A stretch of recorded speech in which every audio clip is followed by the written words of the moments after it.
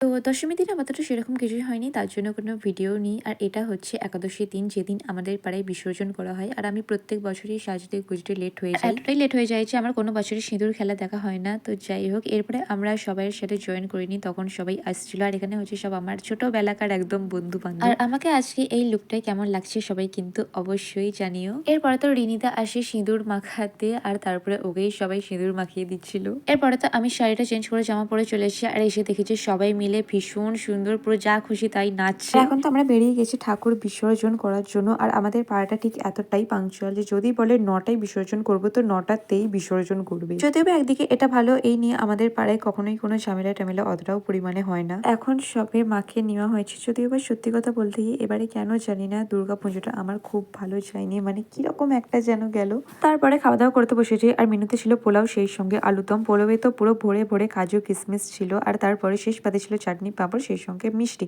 যেটা আমি খাইনি তাই আমি নিইও নি।